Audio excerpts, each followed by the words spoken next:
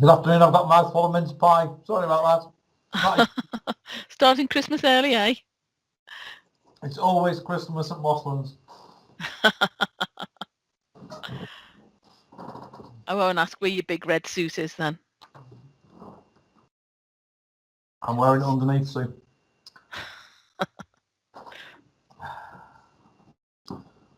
How are we doing for attendance? Are we getting there? We're on 7. 1, 2, 3,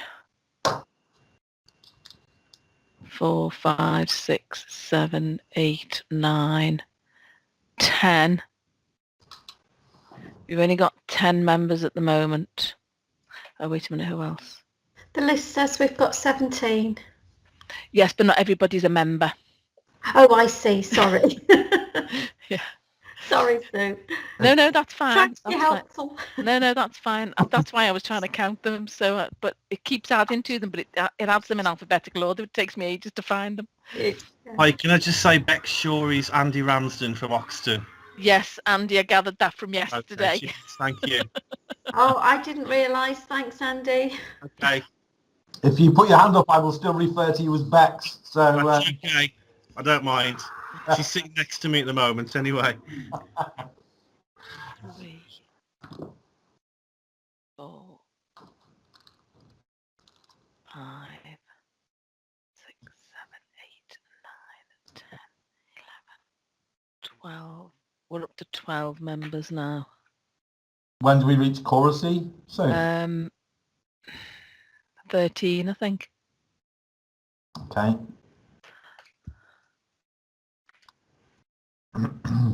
12. For Oh, right. chorus. Oh, so we're chorus. That bodes well.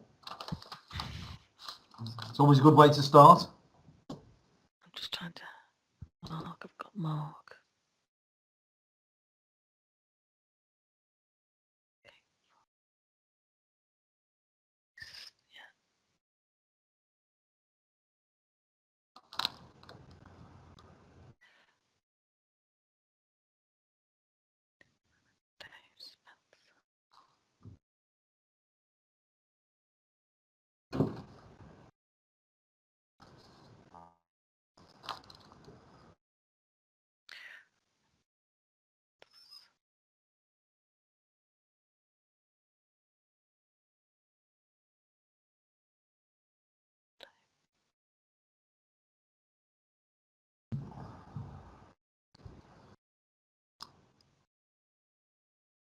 I will suggest, Sue, that we make it. We are chorus, and we've had a few more joining since then. I'm just looking down the list of attendees and seeing. Yes, no, we are.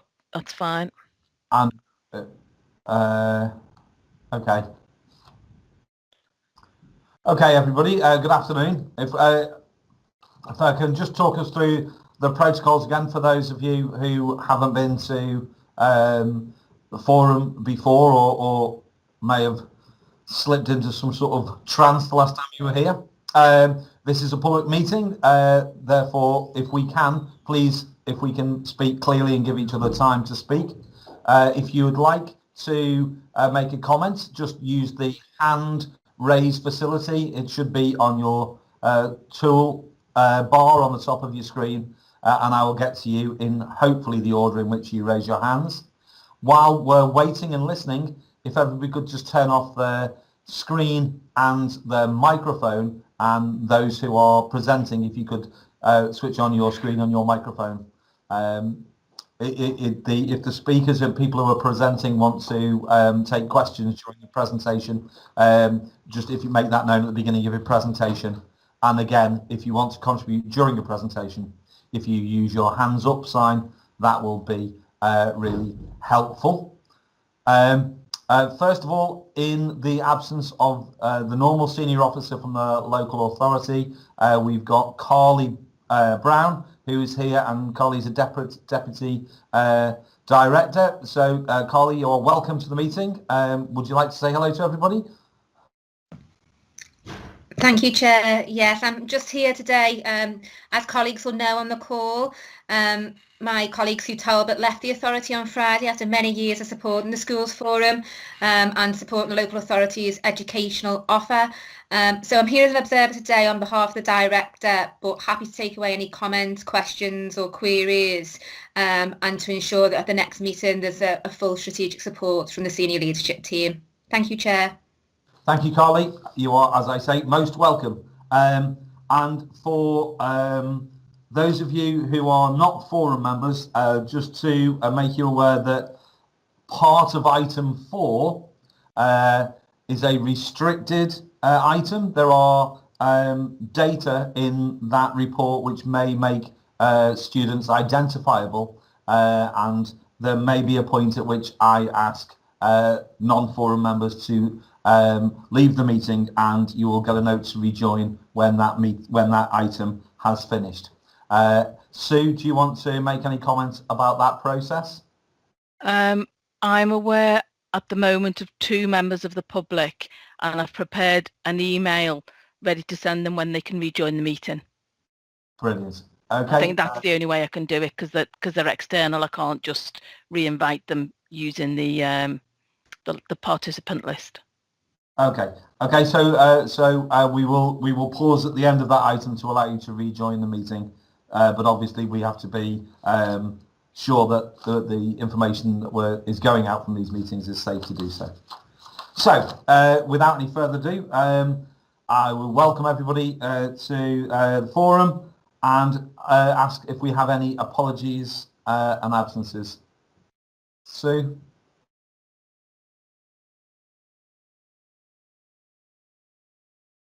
I have to confess I haven't made a note of the absences. Of the Simon Goodwin was an apologies, and I think he was the only one. Okay. Would you be able to get an attendance list off the? I've been writing who's attending. I've got the full list of that. That's fine. Brilliant. Okay. Yeah. So I've got the list of attendees. Fantastic. Okay. And if anybody knows of any other people who are passing in their apologies, if you just let us know. I'll look for those. Can't see any hands up. Okay. If then we can move to the minutes of the last meeting. Have we got any comments on that people would like to make if we go through those minutes? I have only one that has come to me, and that is the point about the falling roles budget, which we queried about only applying to good and outstanding schools. And I think, Christine, you can confirm that that actually is legislative.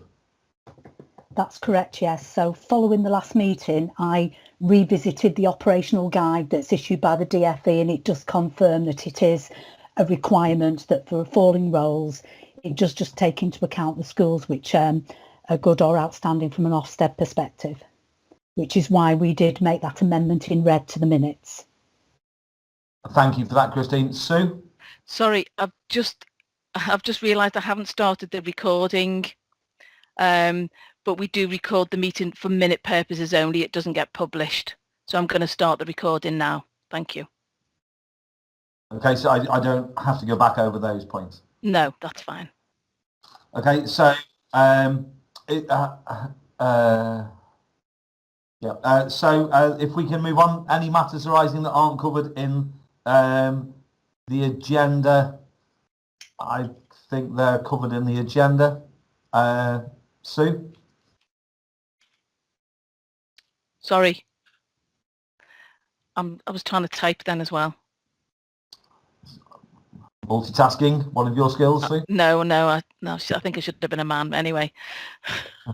Carry. What did you say? Sorry. Are there any matters arising? I don't think there are that aren't covered by the action point, by the items. No, I don't think there are. Excellent. Okay, if we can then take item 4, which is Jan Levinson. Ah.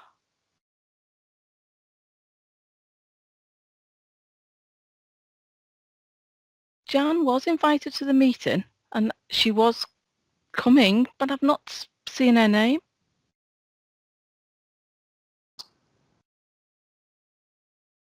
Okay. Sorry, I've missed that one.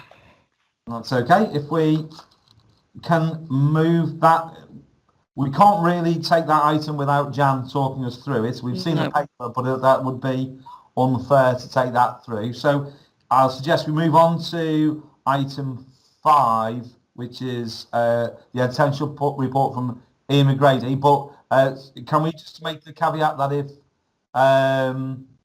if Jan does join the meeting slightly late, we'll put that item as the first item to cover if Jan joins. Is that okay? Yeah, I'll email her. See Okay. if she's around. Sorry, I didn't pick up when I was checking everyone that she'd arrived. Okay, that's not a problem. We can slot that in. Okay, so if we can take the next item, which is the Edsential report, Ian. Good afternoon, everybody. My name's Ian McGrady. I'm Managing Director of Edsential. I give my annual report at this point every year just to tell you how well the company are doing in terms of supporting children and young people in Wirral and beyond. Obviously, this year, as we've all experienced, has been a very different and difficult year. But I would like to share with you all the good news that we've been able to achieve this year. So as part of the report, you'll see there's a link embedded in the report for our impact report, which went live today. So if you want to see something positive and put a smile on your face in these difficult days, I encourage you to click through and see that. I guess the headline for us is that this year, through Edsential bidding for national funding, then we have brought in over £2 million of funding from central government to the benefit of the children of Wirral and Cheshire West, who are our other shareholder. But what I'll focus on is the benefit that has brought to Wirral children. So if we move on to one of the main aspects of that was the holiday and activity food pilot program. Most of you will be aware of it. Those of you who are not, it's a central government, so Department for Education funded pilot that's been going on for a couple of years. This is our second year of being successful in bidding for funding.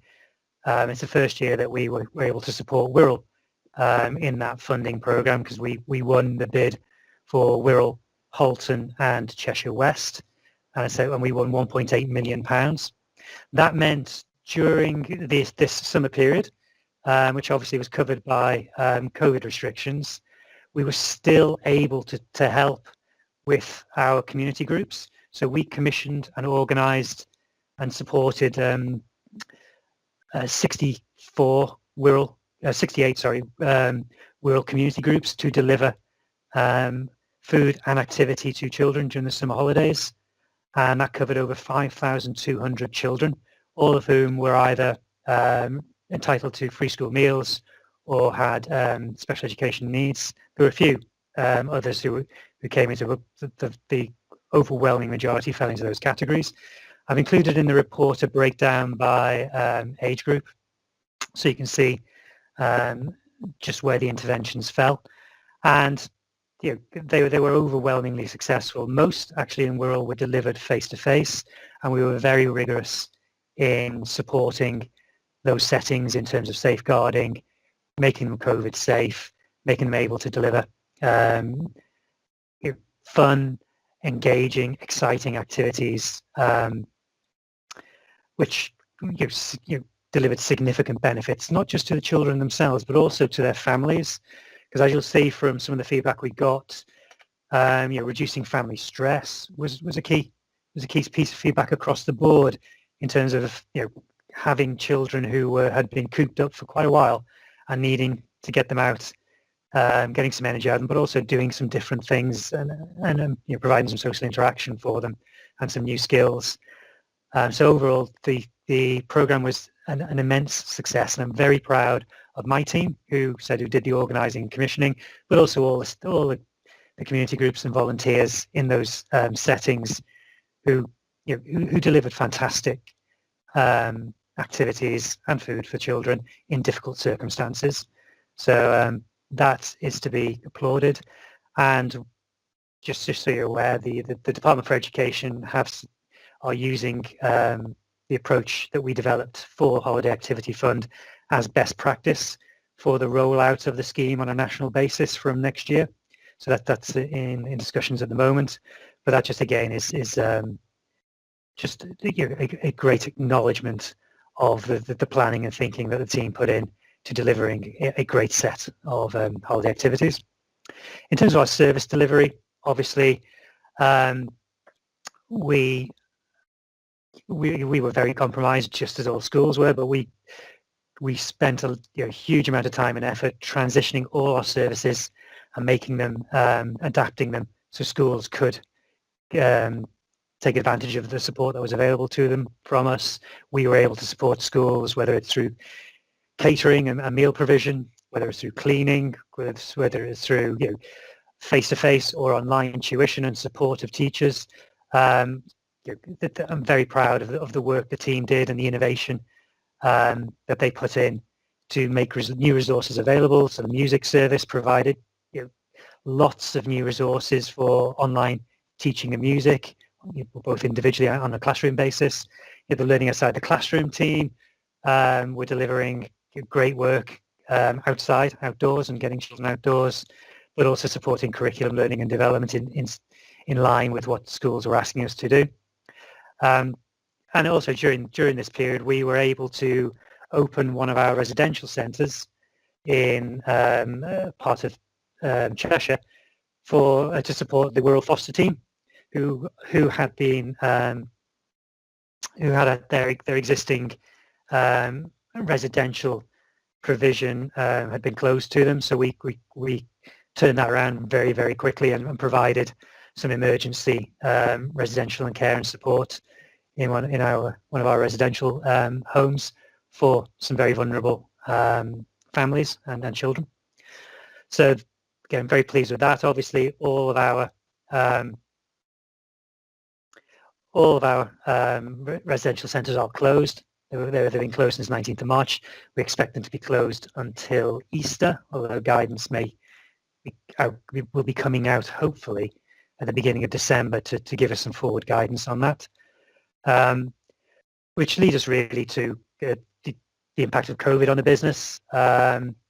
Obviously, we have struggled, as every other business has, in terms of dealing with what effectively has been the vast majority of our revenue disappearing overnight. But as I said, we've worked very hard. Our shareholders, who are Wirral Council and Cheshire West Council, they asked us to prioritise protecting jobs, which we have done, using the various government schemes and support, but also through a lot of innovation and work by the teams to cut our costs, keep our expenditure at minimum, and focus our work on supporting schools directly as we could. But that does mean that Edsential will this financial year lose £2 million, which for us as a business that makes less than 1% surplus on the £20+ million turnover that we normally have is a very significant number. However, due to all the action we took very early on and continue to do so, and with conversations with our shareholders about how our long-term support, then we are confident that we can deal with that debt and the loan we're taking out to cover that debt, and it will be with us for a very long time. But we don't expect it to significantly impact our ability to continue delivering high-quality, innovative services to support schools and deliver our mission, which is improving outcomes for children and young people.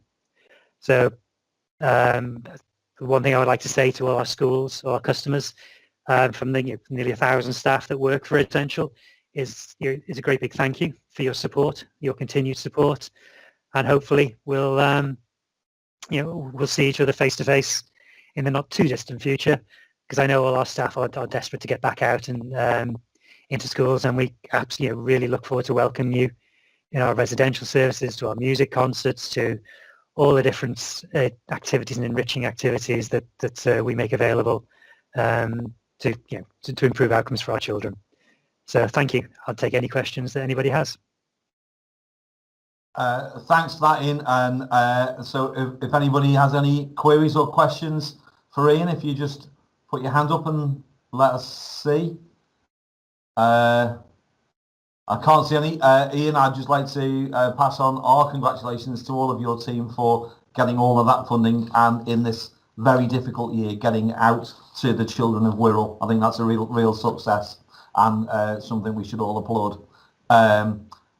So hopefully the minute will record so that the forum expresses its gratitude for Edsential sticking with us in such difficult times. Okay, if we now move on, if there are no more questions, if we can move on to item 6, which is the budget report, and I think this is Christine. Yes, that's correct. Thank you, Chair. My name's Christine Thompson. I'm the Senior Finance Business Partner supporting schools and education for Wirral. So I just wanted to present to you the Schools Budget Monitoring Report, and the purpose of this report is really to update you on the budget position and the anticipated variances for the current financial year, which is 2021.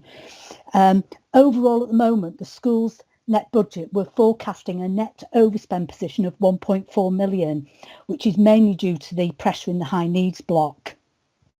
When the budget was actually set back in January, we were expecting that there was actually going to be a surplus in the high needs block of 644k, and it was planned that we were actually going to use that to make a positive contribution to the overall DSG reserve.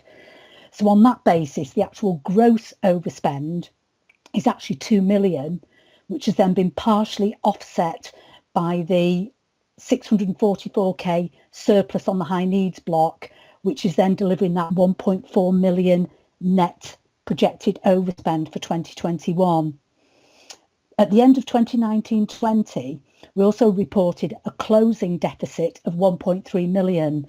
In 19-20, we used all of the surplus, and for the first year, we're reporting a deficit. So in total, at the end of the current financial year of 2021, with the in-year deficit of 1.4 million and the opening deficit of 1.3 million, we're forecasting at the moment that the cumulative deficit on the DSG, the end of the financial year, will be 2.7 million. Although it's not a huge improvement, this does actually represent about a 300k improvement on the position that we reported in September, where we were expecting the in-year deficit to be 1.7 million. I'm just going to run through now some of the main reasons for the variances. So if you could just refer to Appendix 1 on page 22 of your reports pack, and I'll just run through some of the main reasons for the variances. So if we look at the individual schools budget block, at the moment we're reporting that there won't be any variations in those budgets. For our primary and secondary schools, any variances in budgets are met from the individual schools funds, so we always will end up reporting a balanced position for our schools. At the moment, for our special and rural hospital schools and SEN bases, and the sixth form and further education, at this moment we're not expecting any significant variations on budget. Our early years budget, which is 20.2 million, in previous years, for the last 2 or 3 years, we have actually reported underspends on that particular budget.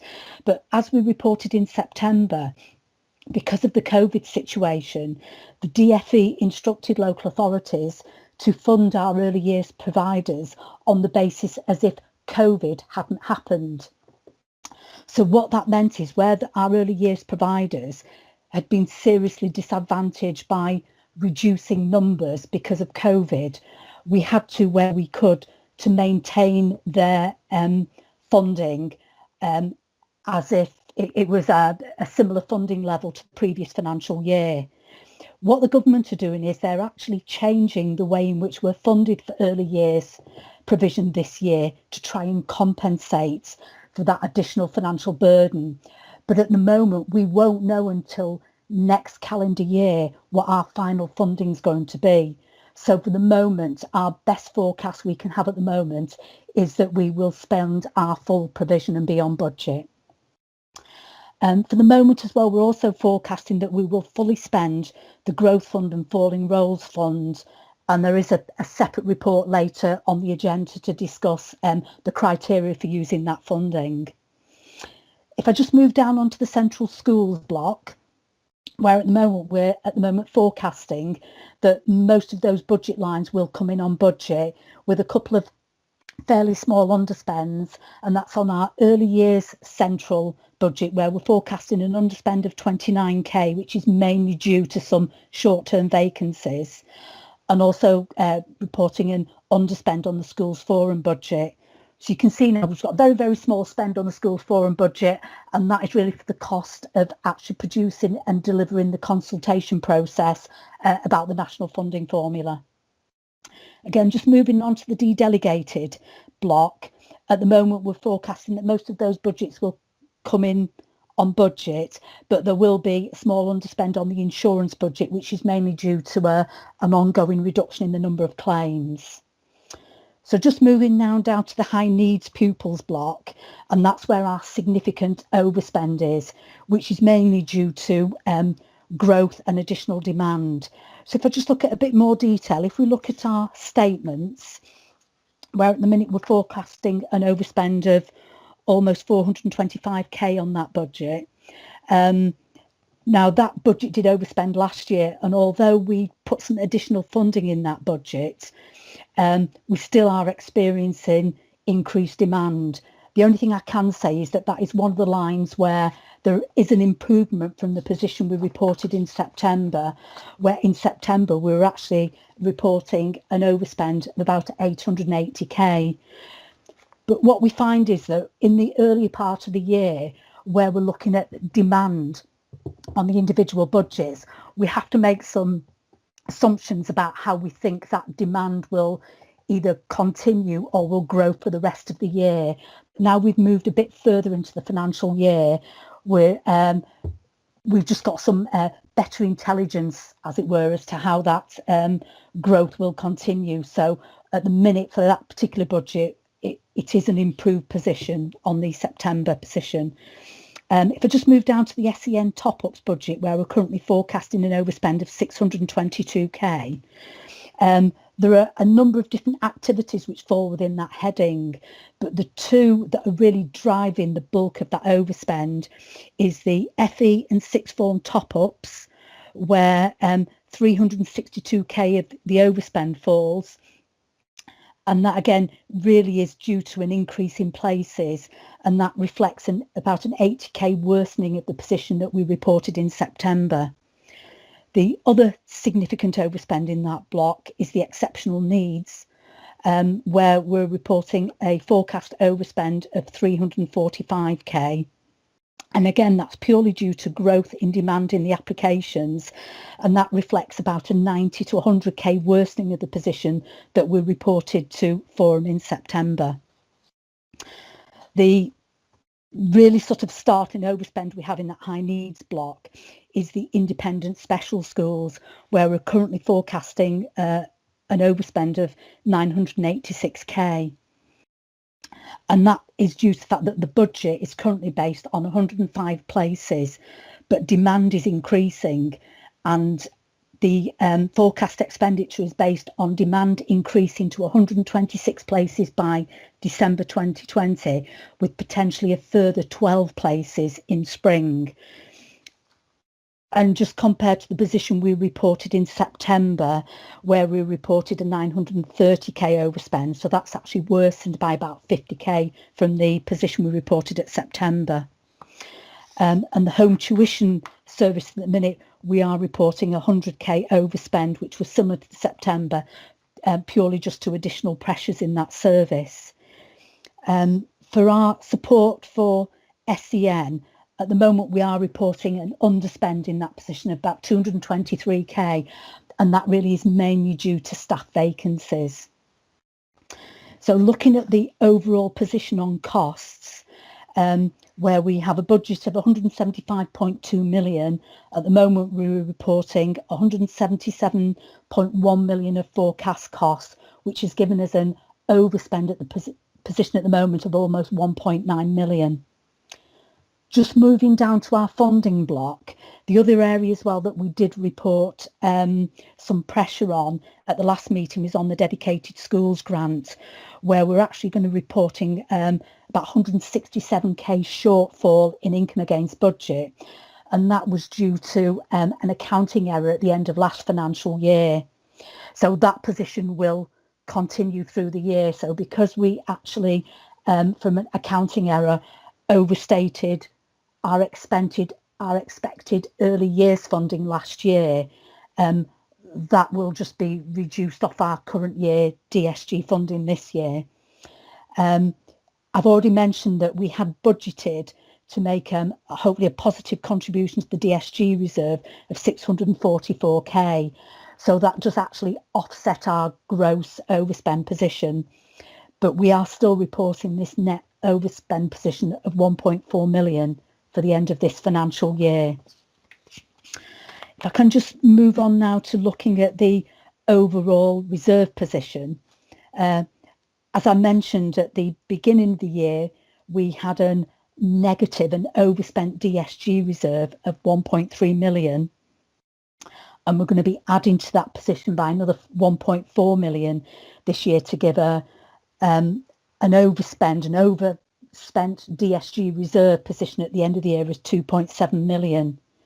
But within that 2.7 million, we have actually ring-fenced some funding that was actually agreed at Schools Forum at the end of last financial year. And that is for our Early Years Disability Access Fund, where we have £178,000 of unused funding. But because that is ring-fenced very specifically for the criteria for Disability Access Fund, we have to ring-fence that funding.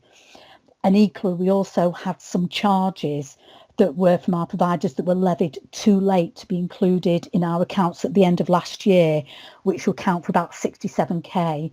So we've actually ring-fenced some funding to meet those costs this year. We will obviously continue to monitor the school's budget throughout the year, and we'll be given an updated position at the January forum.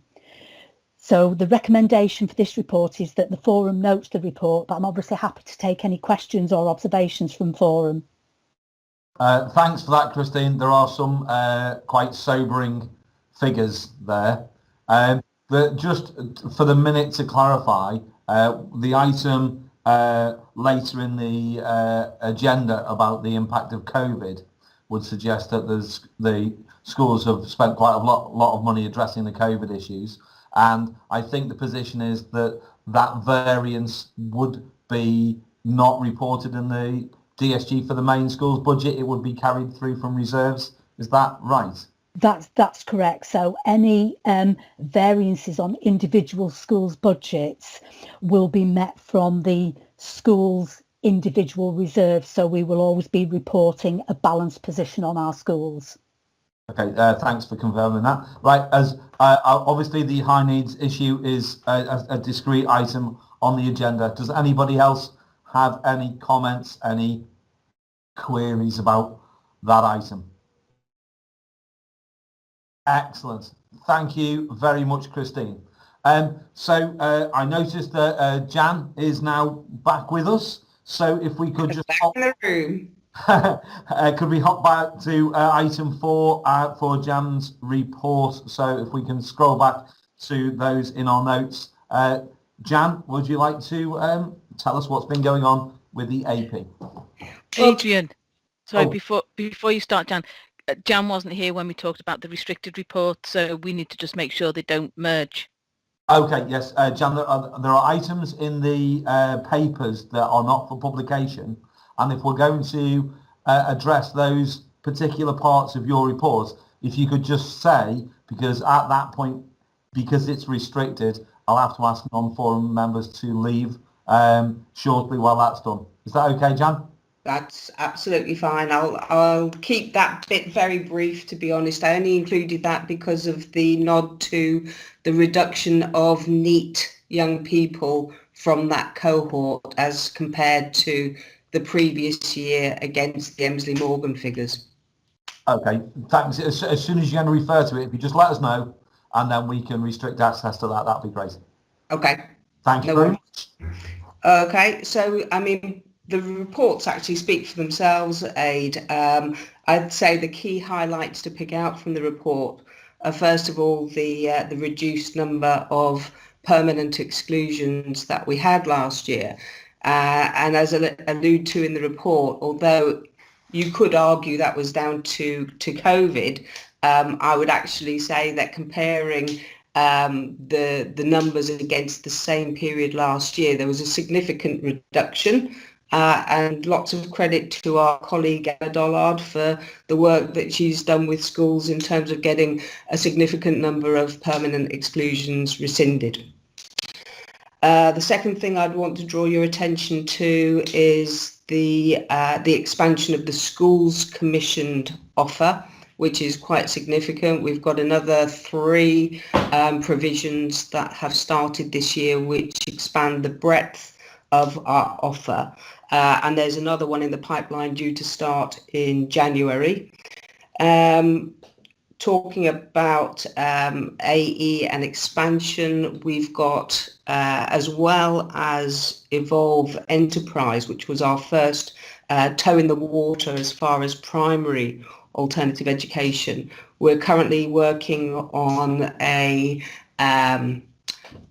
pilot project with RAP to deliver a blend of therapeutic and academic provision for young people in years 4, 5 and 6. That's due to get off the ground within the next couple of weeks, we're hoping. It is a pilot project. I know that secondary heads in particular have raised some concerns around not blurring the landscape with what happens in secondary at secondary level. But we're trying to make this very different to that offer. We're also making sure that any primary offer takes place on different sites to the sites where secondary alternative education is delivered. The number of young people being reintegrated after Key Stage 3 permanent exclusion, so the Key Stage 3 reintegration project, 77% remains very high. And again, my thanks to secondary schools for their willingness to work with the local authority in terms of giving these young people a second chance, which is fantastic. Going to the reports that we have to be careful about, I'd say 2 things. The first thing is that we have a number of really significant success stories working with the pilot project with Progress Schools, so that they are noteworthy. And as I just said a little bit earlier, you'll see that there's a reduced number of NEET, and although we are still trying to confirm the verbal destinations that we've had, we've got good reason to believe that NEET figures from that cohort of young people will be lower than in previous years. And when I'm trying to do a like for like, so that's basically the Progress Schools young people who finished in year 11 and the Emsley Morgan young people who finished the year before. And those, I would say, are the key highlights from the report, but happy to take any questions, Aid. Thanks for that, Jan, and thanks for keeping it able to stay within the public domain. So that's much appreciated. Does anybody have any comments for Jan? It sounds like things are moving in the right direction, especially if those vulnerable young people are not ending up NEET. That is something that needs to be applauded. So thank you and the whole team for that, Jan. Thank you.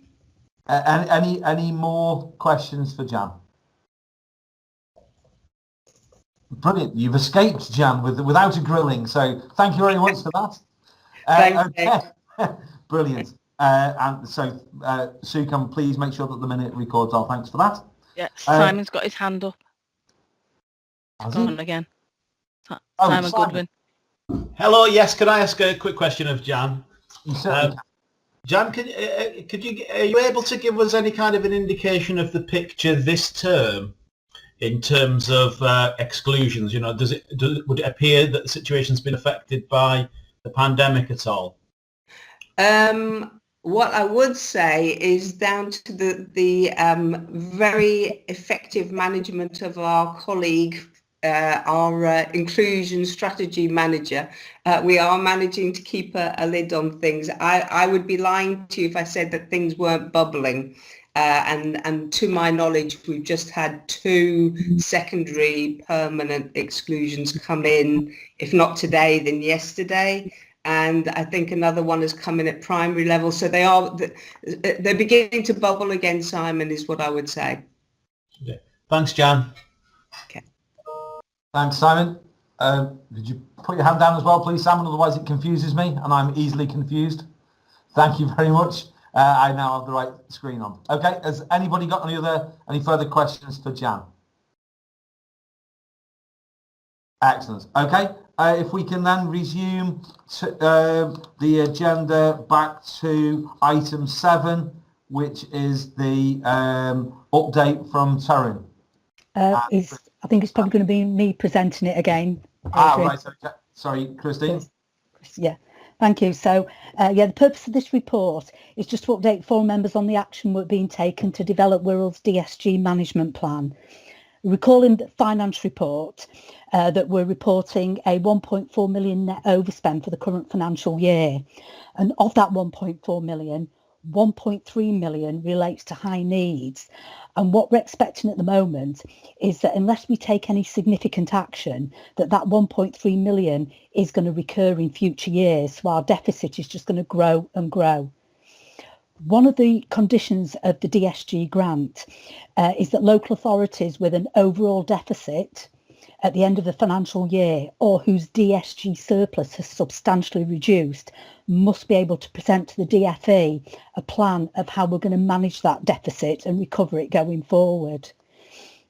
The ideal from the DFE is that local authorities will plan to recover the deficits within a 3-year period, although they will consider a 5-year plan.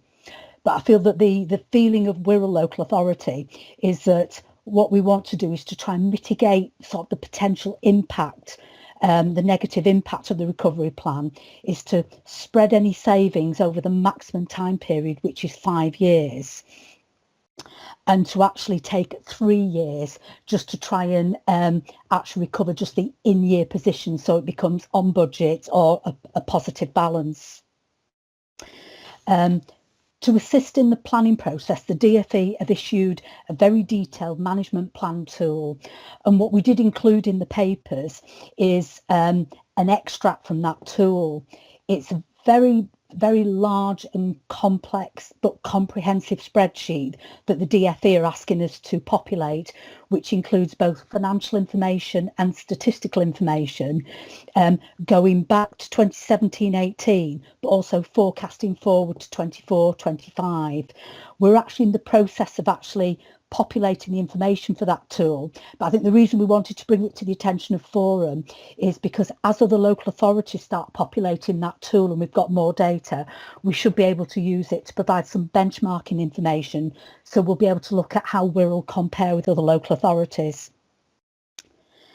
So the actual development of the DSG deficit plan, there are 2 actual stages to it, as we've mentioned. One is about recovering that in-year spend position so that we're actually reducing our spend by about 1.3 million every year, but also then to have to make some further savings so that we can then actually recover that cumulative deficit position that we've actually will have by the end of the financial year.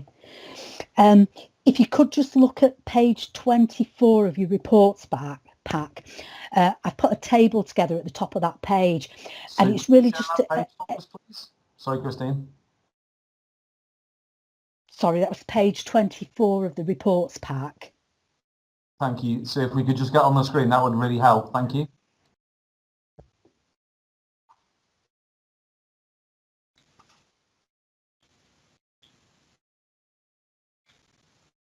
Right, thanks, Sue.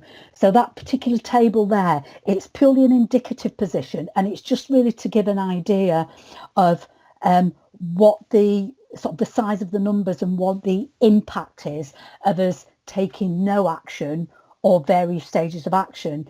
So that first block, which is all in red, is what the forecast position will be, and it assumes at the moment that our high need spend going forward in future years will be at our current position of the spend we're incurring in the current financial year, and also that there will be no real growth or change to our funding position. So if we take no action whatsoever, by the end of year 5 we will have a cumulative deficit. It will have grown to 9 million.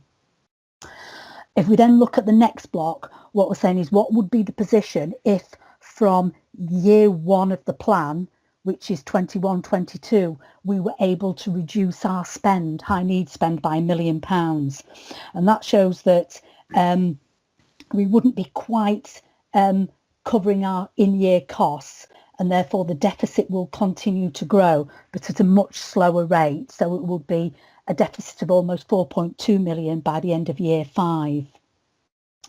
If we then look at the position, if we were to actually reduce our high needs spend by 1.3 million, so we were actually living within our budget in each year from year 1, as we've said, we won't increase the deficit, but we won't be recovering it either. So we will still be having that 2.7 million deficit. It's just not going to get any better over that 5-year period.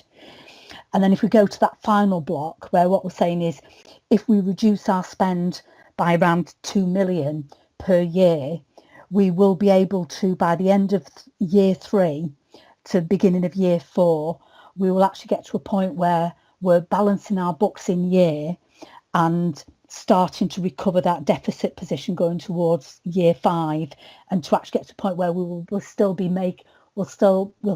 to build up a surplus to have a positive reserve going forward from year 5. As I say, that's purely indicative, but it's just to give forum members an idea of sort of the scale of the issue and what the scale of the action we need to take to recover the position. What we're actually saying as well is that we're hoping that there will be some real growth funding in our 21-22 high needs allocation. It will be towards the middle to the end, to the 3rd week in December, when we actually get confirmation of what our high needs allocation is going to be for 21-22. But at the minute, the feeling is that we can't really sort of keep our fingers crossed and hope that there will be a significant general pure growth funding in that position. So on that basis, we still need to work on the basis that we do need to reduce our costs to enable us to live within our means and to actually recover that deficit position. Just a bit of background now in section 3, looking at what action that we've taken to date. So at the moment, the Head of Special Educational Needs and Disabilities Manager has actually corresponded with all the relevant stakeholders and attended lots of meetings, really just to update them onto what the position is and what sort of action we think we need to take going forward. And the results of those meetings and those discussions is at the moment we've got 13 proposals of areas that could potentially be looked at for review to see if we could identify some savings. And those 13 proposals have been put forward by both council officers and also the various stakeholder groups. If I can just refer colleagues now to the table on page 26 of the reports pack. If you wouldn't mind just scrolling down, Sue, thank you. And these are the 13 areas of activity. I need to point out at the moment's time that these proposals at the moment that we've put here are purely a financial exercise. So these are 13 areas that colleagues have put forward as potential areas to review. And at the moment, what this table is saying is that if we were able to take some actions which would amount to the the 4 different options we have, and those different options at the moment are looking at if we could take actions which would amount to an impact of reducing our costs by 3%, 5%, 10% and 20%, and that's recurring across the 5 years, what sorts of savings that would deliver. If you wouldn't mind just scrolling forward down to the bottom of that table, Sue. So what we're saying is if we were able to identify changes to those activities to deliver those sorts of reductions, we're saying for option 1, if we had a recurring 3% reduction over the 5 years, it means by the end of year 5 we'd be delivering almost a £2.5 million annual saving. And each of those options we then go to the extreme of option 4, which is a rather extreme option, that if we were delivering a 20% saving, an additional 20% each year over the 5-year period, that would be delivering a 9.2 million saving. Just to give you some idea of those 13 activities at the of how much of that takes up our full high needs block spending, those 13 activities, at the minute the spend on those is just over 13 million. Our total high needs spend that we're forecasting for 2021 is 37.7 million. So what we're saying is actually about 24.7 million pound of spend in high needs activity that at the minute we haven't got a proposal for. But I do need to stress at the moment these are purely financial proposals at this moment in time.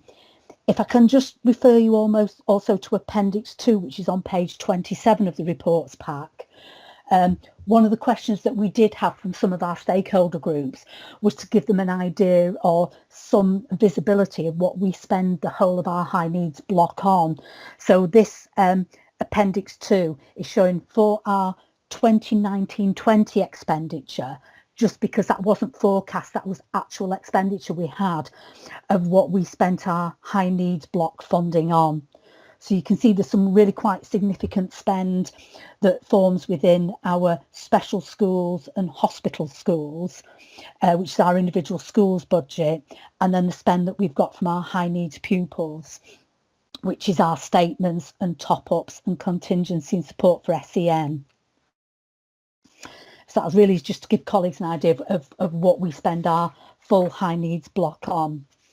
Now, the next stage in the process is really to review all of those different proposals to look at what particular actions we could take and what the impact would be on trying to reduce spend on those 13 areas.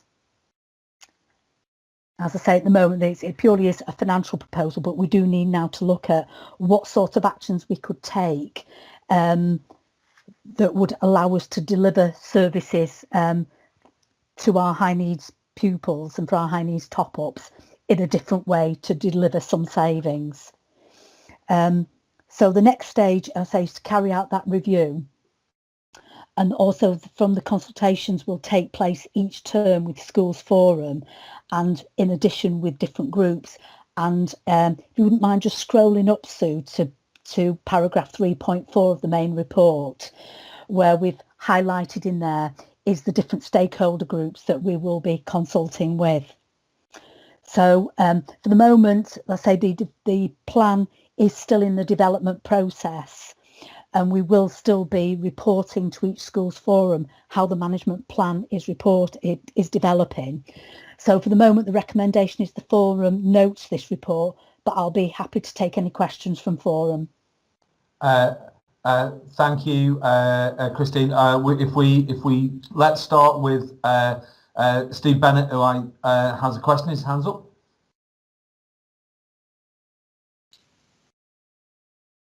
Stephen. There you go. Sorry, try again with the mic on. I got a question regarding the deaf base at Townfield Primary, which is the academy. And that's one of the proposals to cut it up to 20%. There's already issues with that funding where they're saying that it's not adequate. well, the school's saying it's not adequate and wants to close that base down. And we're in discussions with that at the moment. So any further reductions on that could result in that service going and the actual service for those children which really do need it, who are profoundly deaf. And it's not just around Townfield School, it's across the whole of Wirral, as I'm sure you're aware. And I'd just like to note that we are concerned about that because we're already teetering on the edge of that closing.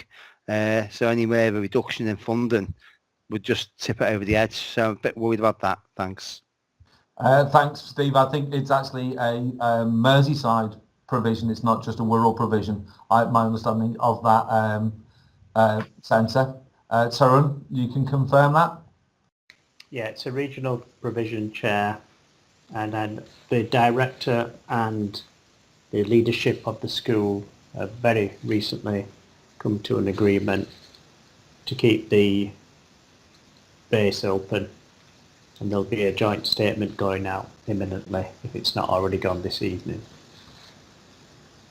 Okay, thanks for that, Steve. Could you put your hand down? Otherwise, it keeps me confused. Also, I'm conscious that that is a substantial lump of money to take out of the high needs block if we're looking at a £2 million reduction every year starting next year.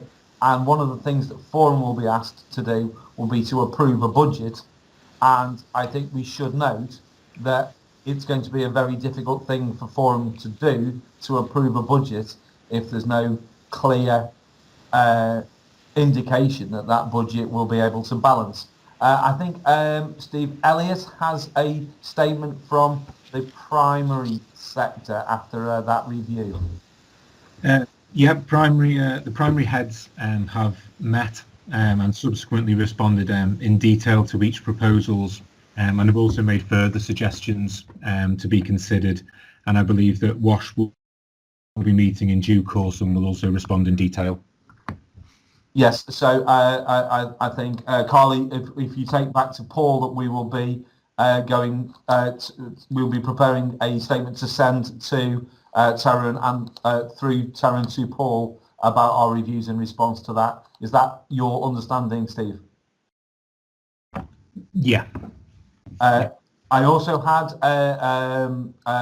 some information from Margaret. Is Margaret Morris?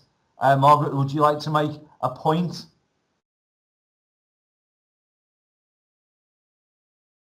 Looking for it. Is Margaret here? Sorry, I was just unmuted. Right. I mean, our point as Wirral Special Heads, we still feel that if we're going to address the financial situation, it's got to come from the strategy and it's got to be forward planning. We feel at the moment, although we know there's a huge deficit, we've been very reactive, and to try and take percentage cuts without a clear direction of travel is going to be problematic. We think each proposal, each of the 13 proposals needs to be analysed as to exactly where that money is going on an individual basis and the impact of that spend. It may well be, for example, if you look at the exceptional needs money that the special schools receive, I think Tarun mentioned 86 children. If those are carefully reviewed, you may be able to make more than 20% reduction, because some of it might, could be dated money that's been allocated that still hasn't been brought back. We do think that all the proposals need to have careful review if they do with children and young people. And we also feel if the out-of-authority spend is going up, and as you indicate, it's because some of the special schools can't meet the needs of those more complex children. We've got a huge piece of work to do with the special school sector, shaping how they can meet those needs, so not pay extortionate fees for them going out of authority. Any increase in the out-of-authority placements as well has not been factored into the budget reductions, because we're going to keep spending over and above what we're spending at the moment at out-of-authority. We're going to reduce the amount we can save as well. I think as a group we felt money that's going directly to children, and I think there's about 5 of those that go directly to children, is the ones that are paramount to be saved. So the IPFAs, exceptional needs, anything that's going directly to impact upon children should be looked at very, very carefully. But we do acknowledge that where money mightn't be fully utilised, if there is pockets where it's not been fully utilised in the inclusion funding, then the local authority is in the right position to be clawing that money back. But we also would like you to look at the central services, things like the communication difficulties team, the sensory team, and see can they be shaped better for the children of 2020. We feel they're very outdated services. There probably could, there's a lot of expertise there, but could be given in a different way to support schools moving forward. But we did feel any plan, although we've had meetings with you, I'm sure this consultation is the right word, we have had meetings, we've outlined the proposals. We feel we need an overarching plan of where SEN is going to be, both in mainstream and in special moving forward, and then we can work out how we allocate resources and how we reduce demand. Okay.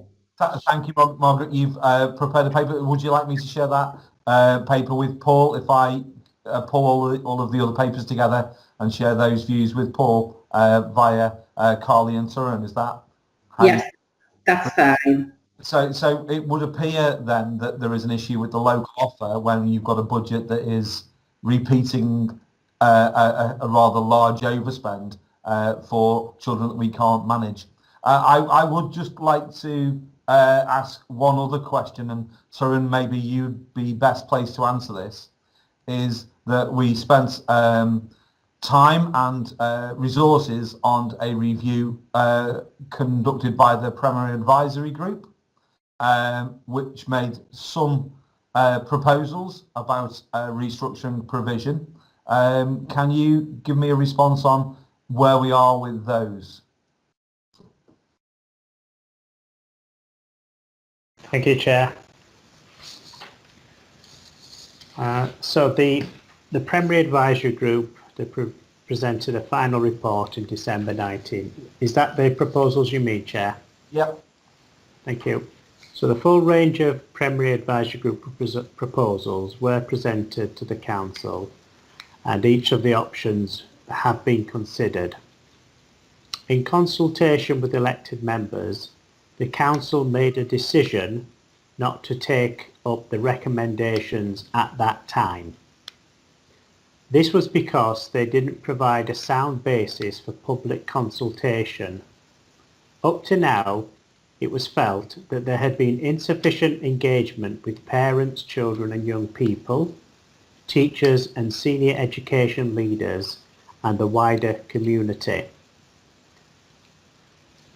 There's a comment on the specific Kingsway proposal, if that would help, Chair. I think any clarity would help, Turin. So in relation to the Kingsway proposal, it was felt that at the time that proposal also didn't take into account the configuration of the site or the cost of remodelling it for children with additional needs. And that's in the context of the school being built as a mainstream secondary school initially. On the wider subject of both mainstream and special school places, the Council is in discussion about plans and does intend to enter into consultation. Now we're at the very early stages of that, but senior colleagues are discussing places in mainstream and special with the intention of moving forward to consultations.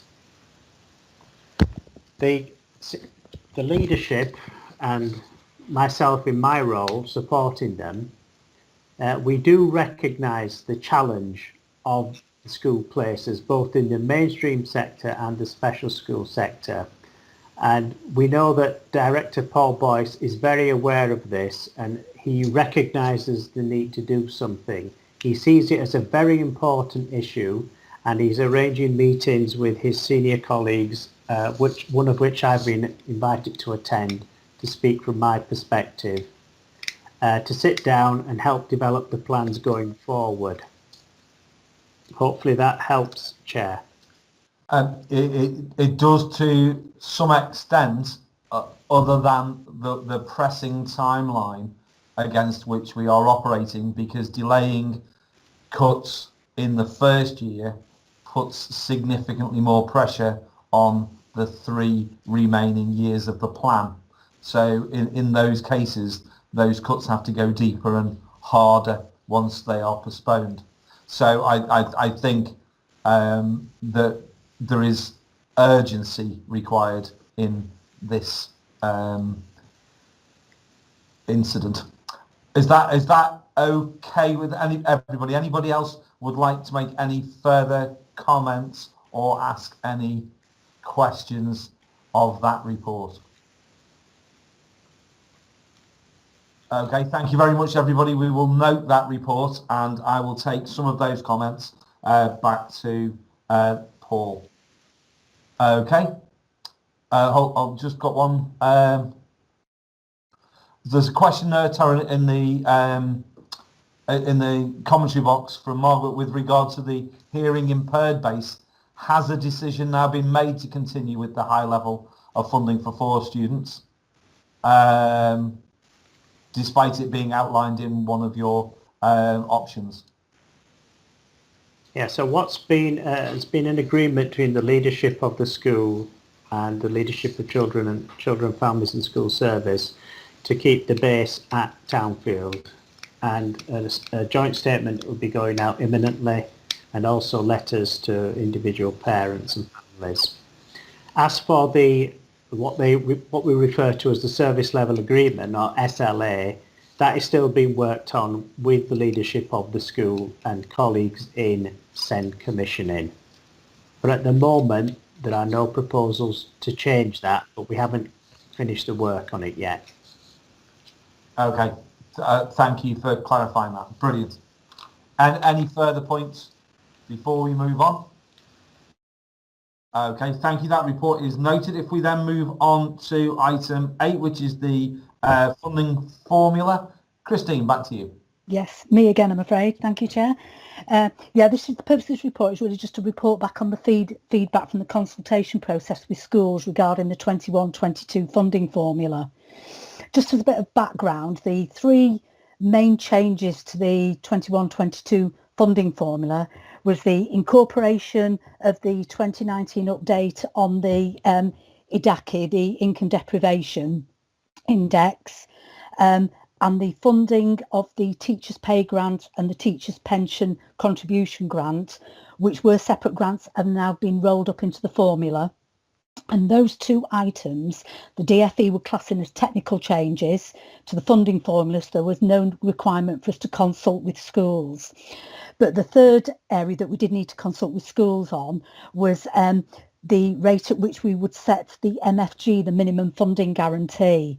And DFE have given us the approval to set that within plus 0.5% to 2%. So following on from Schools Forum in September, we then conducted a survey as a means to consult with our schools, and we gave our schools from the 7th of October to the 30th of October to respond to the consultation. We had about 30% response rate to the consultation, which was from 32 schools, and the areas that we actually consulted on them was we sought their views on the potential level of the minimum funding guarantee, and we put forward 3 options, and that was a plus 0.5% increase, which is the minimum, a 1.25% increase, and the maximum 2% increase. The other thing that we actually consulted on was to actually get the school's views on if there was any headroom left within the 21-22 allocation, that what schools their preference would be for that headroom to be used for. So for example, what we did for 2021, we had some headroom in the funding allocation, and we used that to actually to create the Falling Roles and Growth Fund. To actually support that consultation process, we actually provided some information to schools on what the impact would be for schools on those different levels of minimum funding guarantee. It was indicative because we hadn't had the final allocation, so it was indicative, but it did enable schools, I think, to at least have some kind of informed view, if you like, of the impact of that minimum funding guarantee. When we actually put that information together, based on our indicative allocation, if we were to have a minimum funding guarantee of 0.5%, the headroom at that point in time was looking like around 178k. At a 1.25% minimum funding guarantee, the headroom was around 98 to 100k, but when we got to 2%, there wasn't enough funding in that indicative allocation to give all schools 2%, and it would have meant that some schools would have to have been capped. Just to give some feedback on the responses after the closure of the funding form, the funding of the consultation process. And I don't know, Sue, are you able just to bring up that report? Yeah. Thank you. And if you wouldn't mind just moving down to section 4, which is the summary of the responses, which is on page 32 of the reports pack.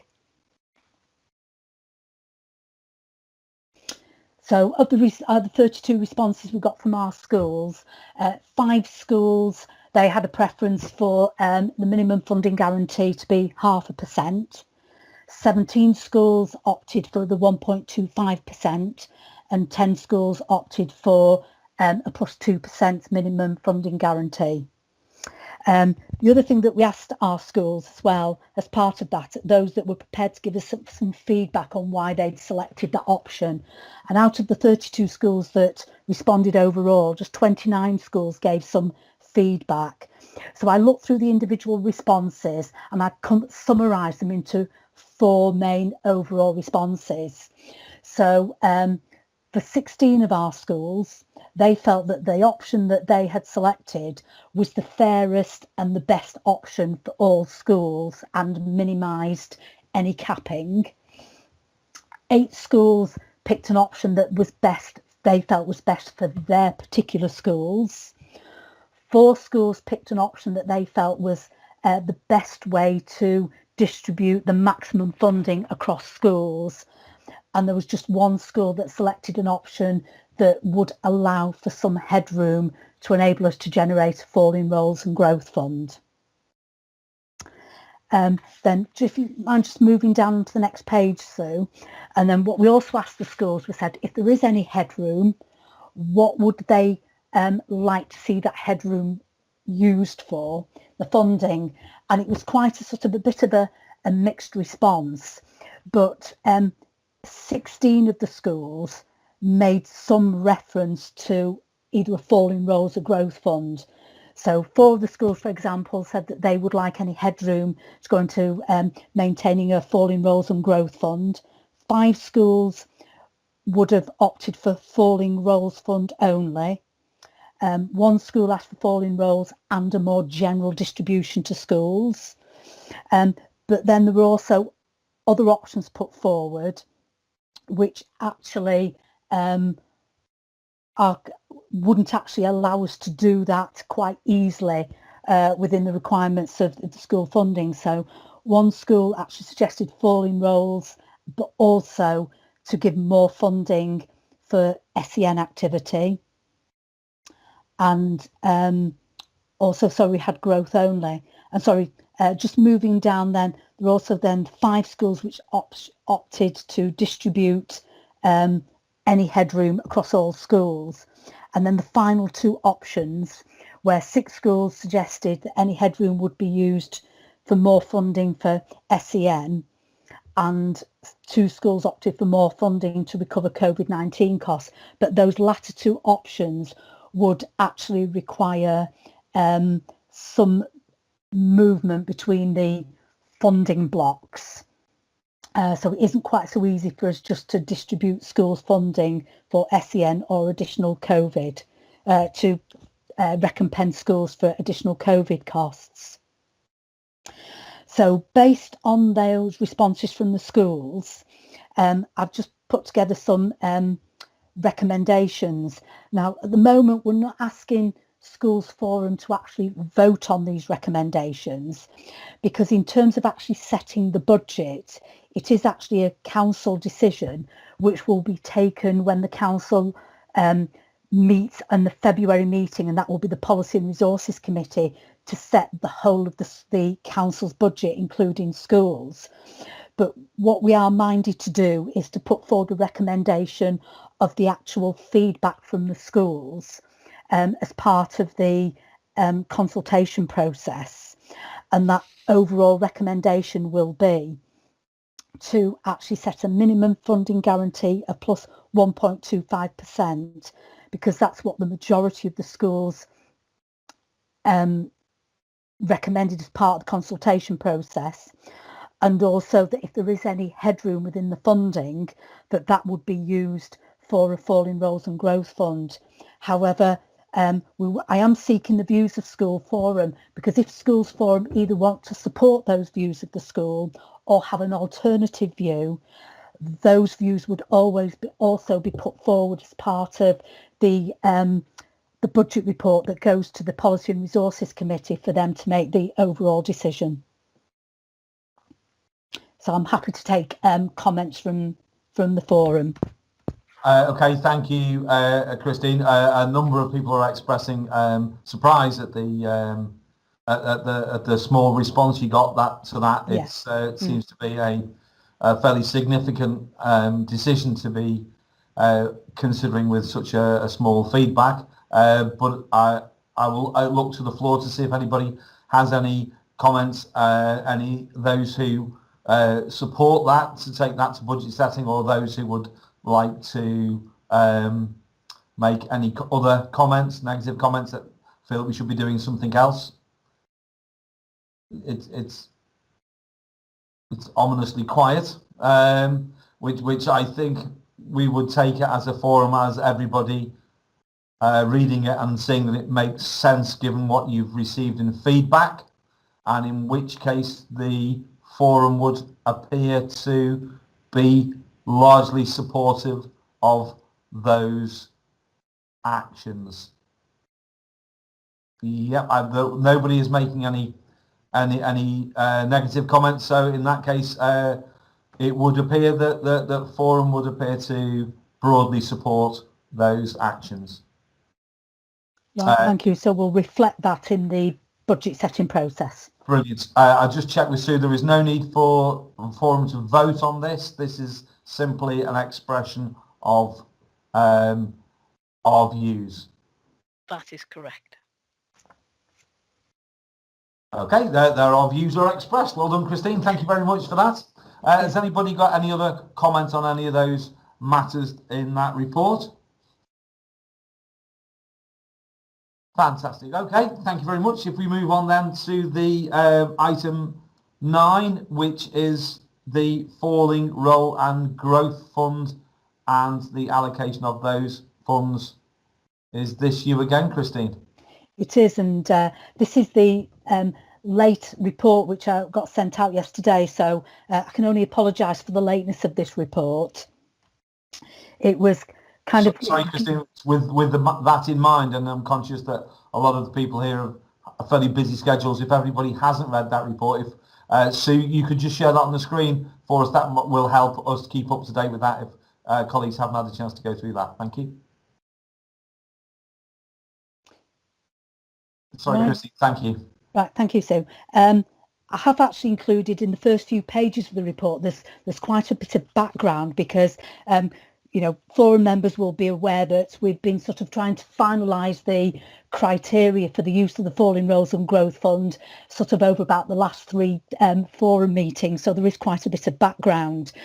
So I'll just very briefly go through the background, because the original proposal that came from council officers and that we sought Schools Forum views on is that the falling roles, the money that had been identified for the Falling Roles and Growth Fund, which was a total of 466k, that the proposal would be that would be split into 2 separate funds, and that the basis for applying the criteria would be that where schools had a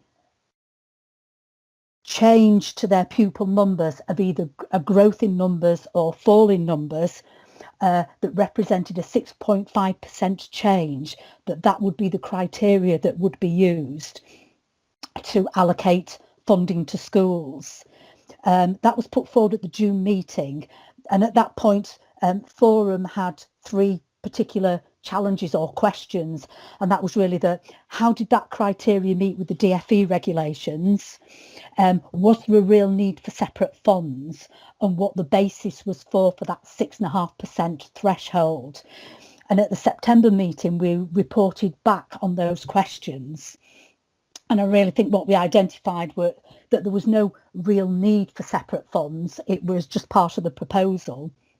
And that really the background for that threshold was really just looking at a 1 year change in numbers and drawing a line at any school that had a change of about 6.5%, is that is what those two funds could afford to meet. And I think what Schools Forum's members felt there, that looking at a 1 year change didn't give a true picture of the impact, and also that whether it was appropriate still to have the two separate funds. So what Forum asked for at the last meeting was that could officers provide additional information which would give us a feel for any trend for changes to pupil numbers over a 2, 3 and 4 year period.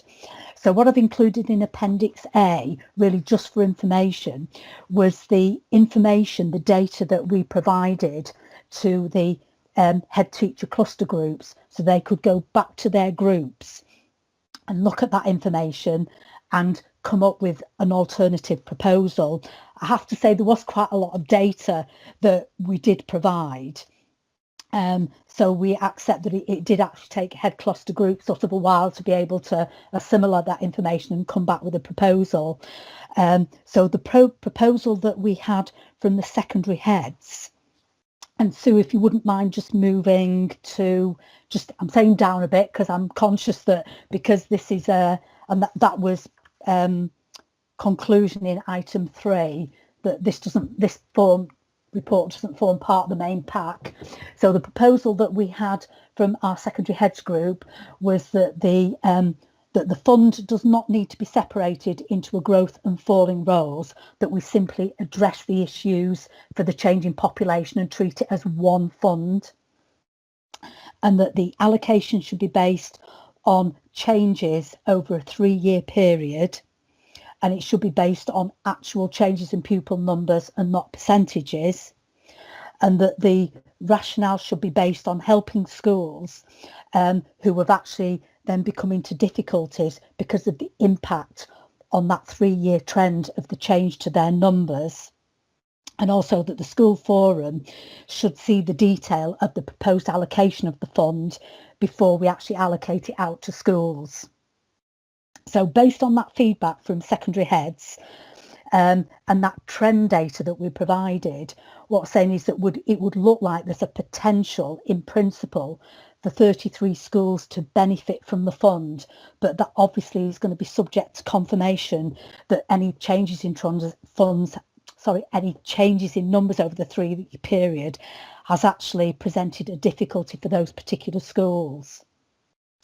So what I'm recommending at the moment for Schools Forum, and I'm thinking that, Chair, that we will need a vote on these 2 items, is that one is that feedback from the secondary heads will form the basis for the criteria for allocating the fund, and that because of that criteria it is quite complex and there's a little bit of an area of subjectivity in there, that we need to develop a process by which to identify the schools that would potentially benefit.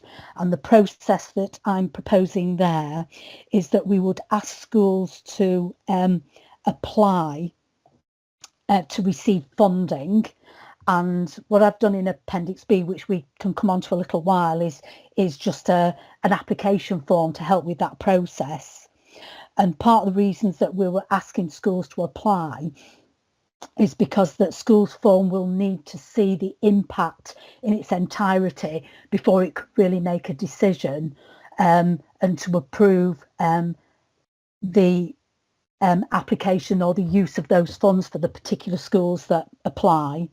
And what we're asking is that proposing is the application process would end on Friday the 18th of December to give officers a chance to review those applications, and based on that information and the criteria to put together all the proposals and how they would impact on the individual schools that have applied, so that in the January meeting of the Schools Forum will be able to look at all those applications and what the outcome would be if we apply the criteria, so that Schools Forum can then make a decision. So what we're also proposing is that the application process will be notified to schools by next Monday. And I think in order to help schools as part of that process, what we would be saying is that because as council officers, we do have that trend information, i.e. the numbers on roll in the last 3 years, that we'd be then happy to supply schools on an individual basis that information if they want us to supply it for them. So I think, Chair, what we're looking at is the 2 votes. One, that we're for that proposal of what the criteria would be, and 2, that Schools Forums are happy with that application process, just to be able to inform Schools Forum. Okay, thank you, Christine. I'll just check with Sue. That's the correct way to go about this. Is a vote. I just refer to the protocols that we work with. Yes, that's the appropriate way to do it. Yeah. Okay. And when we do the vote, we were asking people to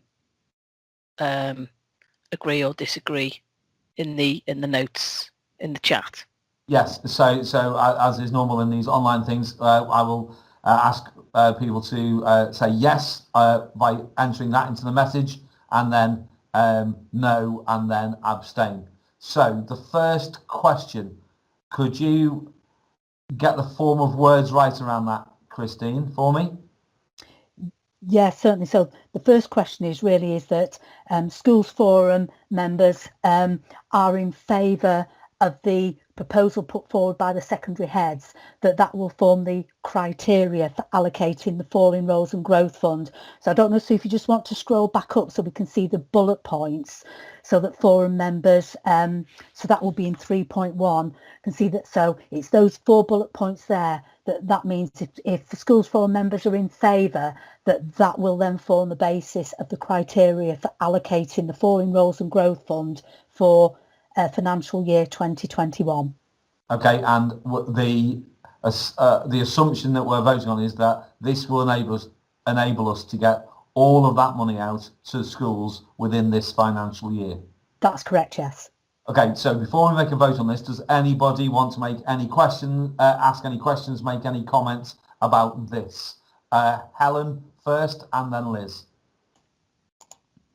Yeah, hi. Just a quick question. It's not actually about agreeing to the bullet points. Actually, it relates more to the application by schools. And maybe I've misunderstood, but if the local authority have all the data on which schools have been affected in terms of trend data and numbers, why is there a need for schools to actually apply for this? Is it not a case of just allocating, once we've agreed this or not, allocating that fund across those schools rather than ask them to apply for it? And I think it was partly because one of the parts of the criteria is that showing that, because the rationale will be based on helping schools in difficulty because of pupil number changes. So I think that there was felt that possibly a need for schools to identify what the nature of their difficulty has been because of the that 3-year trend of changing numbers. So I think it was really felt as a way to get that information to be able to inform the final decision. Are we okay with that response, Helen? Well, I understand what's said. I'm not sure. I think all schools would probably be able to justify that either the issues affecting them would create financial difficulty. So I'm just not sure whether it's necessary. But I mean, obviously that's the feeling of local authority. I think what we need is transparency, don't we? So I think this might just help with that. I don't think it's a hugely onerous task, but I'm quite happy to take that. Anything else, Helen? No, I just think it's quite a quick turnaround, isn't it? And I don't know how onerous it would necessarily be. I guess that depends on the actual application process. So we just maybe need to wait and see. I just wonder if it's something unnecessary or burdensome at the moment in terms of an additional task that maybe those schools are being asked to do. That's all. Yeah. Now, how much detail are we expecting, Christine, in those submissions? Right, it's probably a good time now, so wouldn't mind scrolling down to the Appendix B.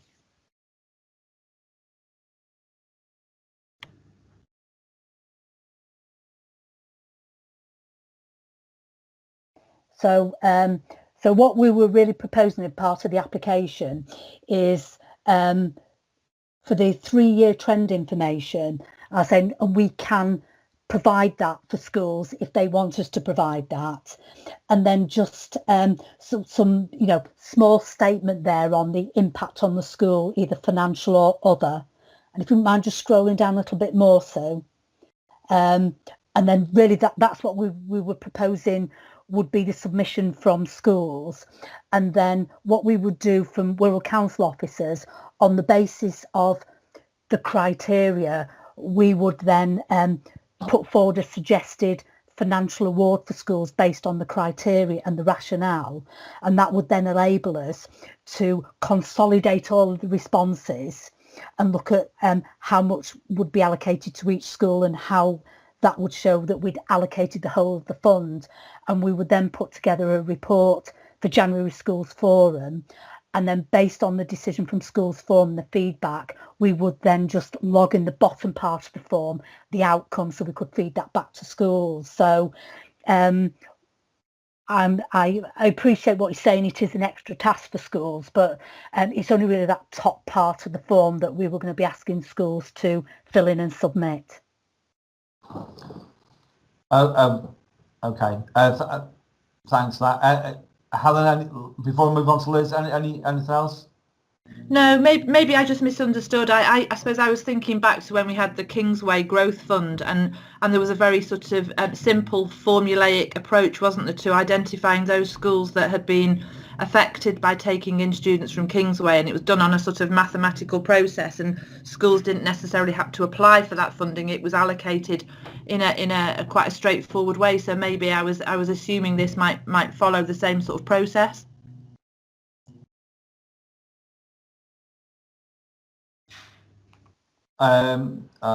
Christine? I think the only thing I can say is if we're going to do it on a purely sort of mathematical, what we'd perhaps need to maybe is maybe do we need to revisit in the criteria that element of the criteria where we're saying that the rationale should be based on helping schools in difficulty because of pupil number change, because to do it mathematically we would just be making that assumption.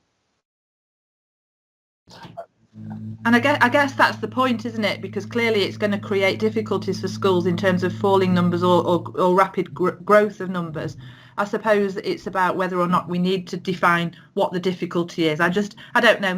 And please don't think this is me just being difficult. I'm sure it's not only me that's got a view on this. Yeah. And maybe it's just me that's misunderstood. But I guess I'm just about trying to keep things simple, really. Okay, Liz. Hi.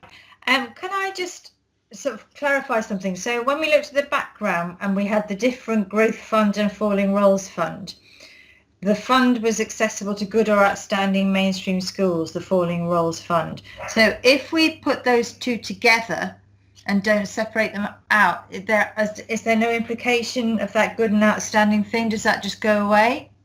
I think that still applies to falling roles. That's part of the DFE spend criteria. Is that right, Christine? That's correct, yes. Okay, so even though we're considering them together as one fund, then that good and outstanding criteria would still be in place for the falling roles bit. I think it is restricted to that. Yeah.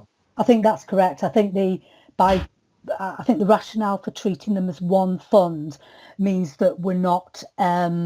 So if for example, out of this process, there was because at the minute by splitting the fund, it was split on a 50-50 basis.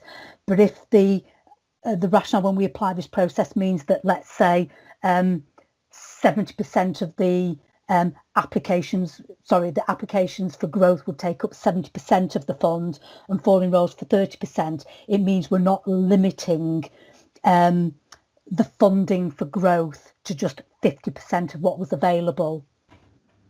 Okay, I think that's just the rationale for treating it as a lump of money, to be able, not to limit ourselves. Okay, thank you. Okay.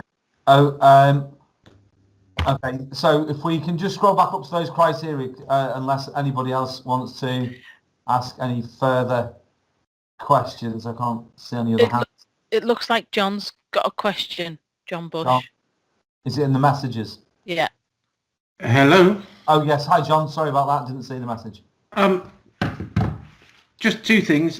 Clearly, if there's criteria, is there an appeals process? And I have difficulty in defining what difficulty is. You said, it's going to be schools in difficulty. Well, clearly every school with a COVID bill is in difficulty, because that's money should have been spent on the children, not a response to the disease. So how do you define difficulty? I'm just a bit concerned that is a very loose term.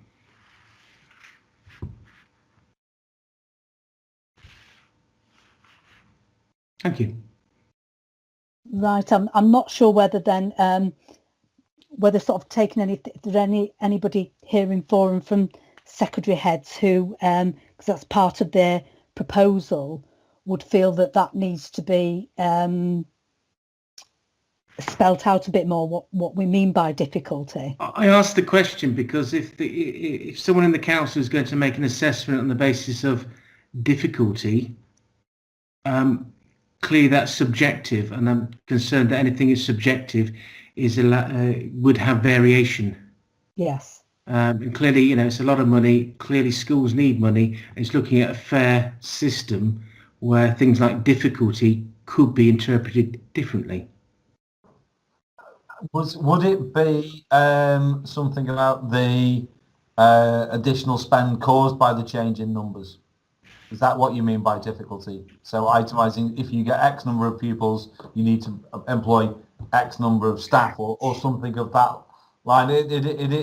It could be woolly. Is that what you're worried about, John?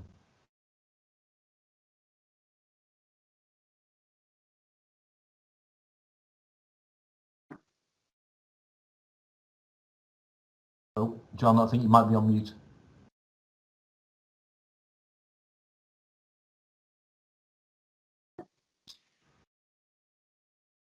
John. Okay. There is a number of comments coming down there about the notion of difficulty. It seems to be a common theme. Mark? Thanks, Adrian. No, I was. It's sort of been answered, I suppose, but I think my concern around it is it becomes very subjective. And for me, as Helen mentioned, when Kingsway School closed, a very straightforward mathematical model. I mean, ultimately, any change in role is going to create difficulty for schools, and I just think it needs to be as clear cut and simple to administer. And I think if head teachers are asked to put in submissions to ask for this funding, I just think it's going to create potentially a can of worms, with head teachers not necessarily agreeing with the decisions that are made on this process, and I just think it's just more complicated than it needs to be.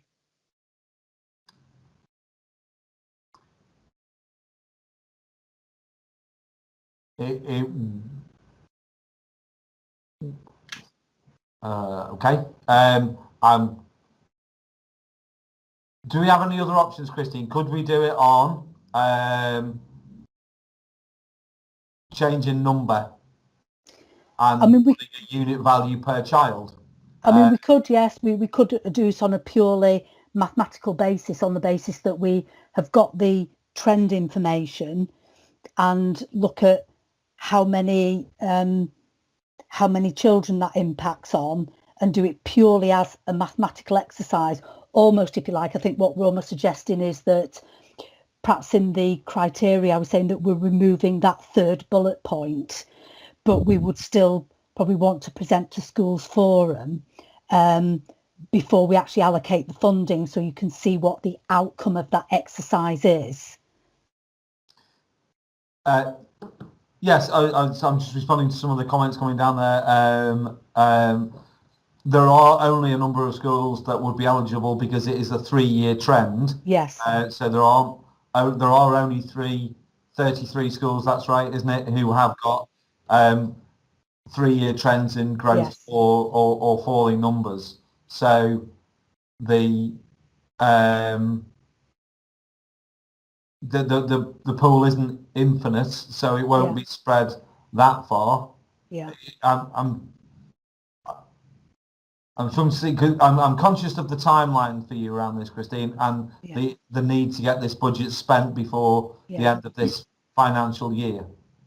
I mean, certainly, applying it on a pure, if we're taking out that third bullet point, and the criteria becomes sort of more of a mathematical exercise based on that 3-year trend, it takes some of the burden away from school and does from individual schools having to apply, because I accept that what we might find is that we come out with exactly the same result if schools apply than if we did doing a pure mathematical exercise. And it would actually, I think, speed up the process, except that you probably would still, obviously would still need to report back, I think, to January form, so you could see the outcome of that exercise, but it would speed up the process overall.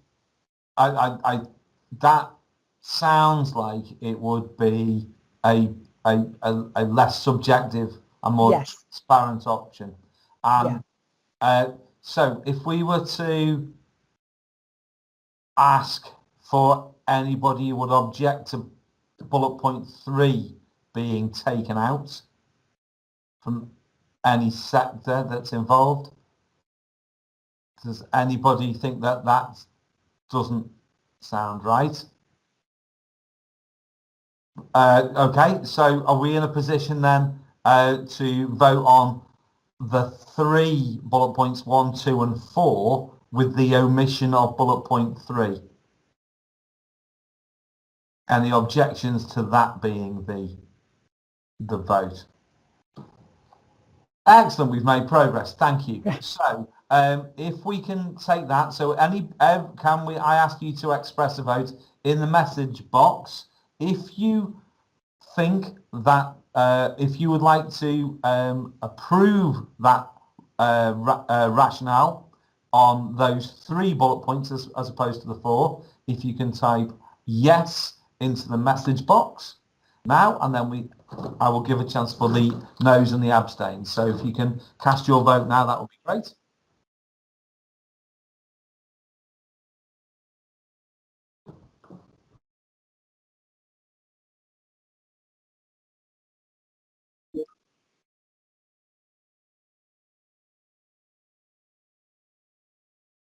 Thank you.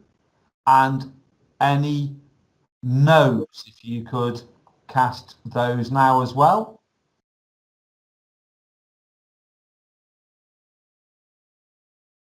And any abstentions. If we hang on a minute, I have a question from somebody whose alter ego is Bex. Hi, it's Andy from Oxton St Saviour's. I haven't got a message box up on mine, but I'd just like to say yes. Okay, sorry about that. I don't know what's wrong with the computer. Thanks, Andy. Okay, cheers.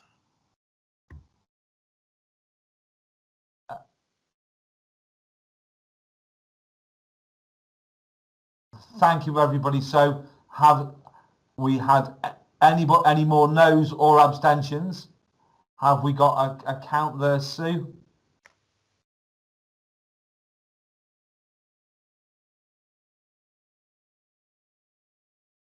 before I move on? 14 yeses And I have no no's. and no no's or abstentions.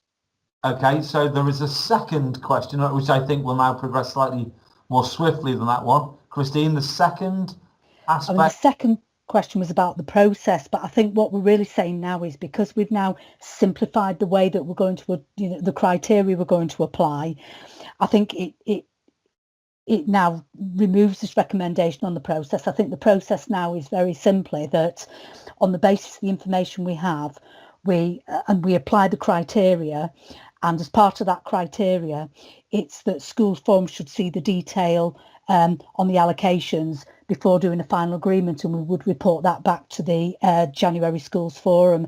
I think it takes out the need for that whole process, that whole application process.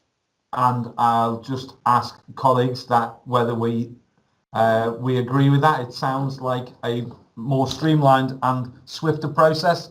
Does anybody feel that there should be any other parts of the process than that illustrated by Christine, just those? Any comments, any hands up? Let us know now. Thank you, Rebecca. Excellent. Okay, so we have a process, Christine. Do you now have enough information to move forward on that? I do, thank you, Chair. Excellent. Okay, thanks everybody for that. That was an excellent discussion and a good solution, I think. Okay, so we now move on to item 10 now, which is Sue, which is about the COVID spend. Hi. Hi, Sue. Are you going to share the screen, or are you just going to present? Oh, do you want me to share? It's up to you. Well, no, because I've got my notes. Okay, you just present. Thank you. Right. So the forum requested a report identifying the actual cost of COVID to Wirral schools. A survey was sent out to all schools, including academies, as detailed in Appendix 1. This included a number of headings to incorporate all the spend, with some identified income to offset some of those costs. There were 64 responses, and Table 1 shows a split between the phases that responded. Table 2 shows the total cost split into the headings, with the total cost being 2.5 million. All schools had costs against cleaning cost, but by far the biggest cost was the loss of income for such things as before and after school clubs and a rental of the likes of sports fields. Table 3 identifies the income received so far for exceptional leads and furlough staff, and this is 14% of the actual cost that schools have identified.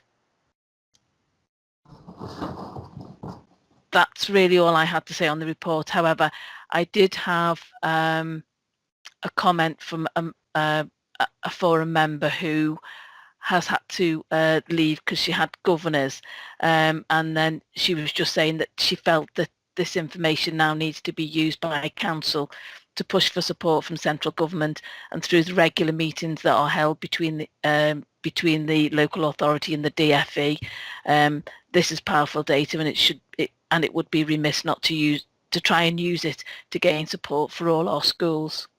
I absolutely agree. That's a 2-point-something million pound cost to the schools. Helen? No, I was just going to absolutely echo the same thing. I mean, the numbers are scary, aren't they? And I think we're all being really impacted by this. So it's one thing, I think, gathering the data, which I think has been a really useful exercise, but I think we need to do all that we can as a forum to push that something happens with this. I know there's a national campaign, isn't there, to try and reimburse schools for their costs, but I think this is powerful data, as that colleague has just said, and I think we need to do all we can to push that something happens with it now from a Wirral perspective. Absolutely. Carly, is this something you could take back to Paul? Thanks, Chair. Yeah, I just actually put my hand facility up then to say the Director does have weekly conversations with the DFE and regular reports in the pressures and challenges facing our schools and the wider Children's Services Directorate. Now we've got some really forensic information. I'm sure he'll take that further into his weekly calls. I think they're every Tuesday morning, but yeah, I'll take that away as a clear action, Chair. Thank you. Carly, do you want me to forward the data onto you? Because I've got all the survey data as well, and the actual report. Would that be helpful? Yeah, I've got a copy of the report, but yeah, if you could send me the data as well, I can liaise with Paul. Thanks, Sue. Okay. Thanks, Holly. Helen, do you want to come back on that, or is your hand still up? Oh no. Okay. Thank you for that, Sue. That is, I mean, that's a really good illustration of the impact of COVID. So I think anything we can do to wrestle some more money from the centre would be great. Okay. Any further comments on that point? Okay, Sue, it's you for the final couple of these. So do you want to talk about the transparency and the further scheme? Yeah. Financial schemes, yeah. So agenda item 11 is the financial transparency changes from April 21. The DfE completed a consultation on changes to strengthen the transparency of the financial arrangements in maintained schools to make it more in line with the academies. Some of the recommendations are already completed by Wirral schools, particularly the 3-year projections and the completion of DfE returns, meeting the DfE deadlines. The new actions for schools are 2 items where they're looking at items being published on the website, and that is from January 21. Schools must publish salaries that are over £100,000 onto their school website, and also they should provide a link to the benchmarking website rather than providing them with the benchmarking data in their own format.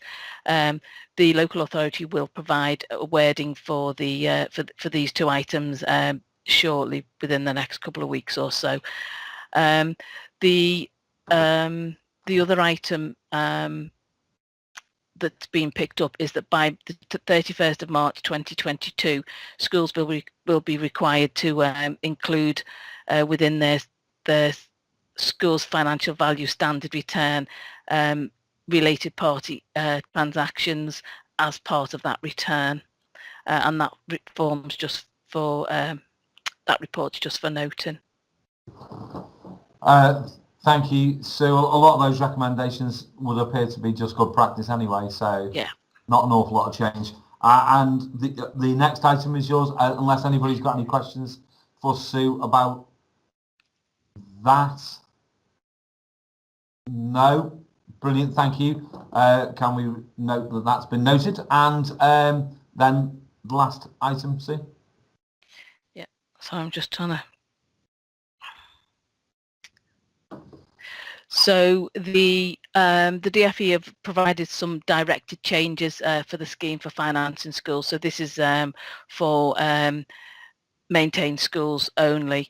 The local authority is required to publish a scheme setting out the relationship between the local authority and the schools they maintain. The particular directed changes here are for the submission of financial forecasts is the first one. Wirral schools already provide 3-year budget forecasts at budget setting, period 6 monitoring and period 9 monitoring. So we do already do that, but we've been asked to state why with schools that we're doing that. So basically the amendment will read: schools must submit a 3-year budget forecast each year to ensure schools are undertaking effective financial planning. They must be provided to the local authority no later than the 30th of June. And the bit that's been added is that the LA will use these forecasts to identify schools moving towards financial difficulties and to review overall school balances and projections. The other directed change is relating to schools who end the financial year with a deficit budget, a cumulative deficit budget. So the section 4.5 will be amended to read: schools must submit a recovery plan to the local authority when their revenue deficit rises above 5% at the 31st of March of any one year. So the plan only needs to be done if it's more than 5%. And then if the school can't, as part of that plan, can't balance their budget within the year, then they'll go on then to set a licence deficit as part of the process around budget setting. So it's just making sure that the deficits at the end of the year are being picked up. And the final section is a section on fraud. So it's just about making sure that there's robust system of controls to safeguard themselves against fraudulent and improper use of public money and assets. And that the governing body and head teacher must inform all staff of the school of the policies and procedures relating to fraud and theft. It's hard to say that.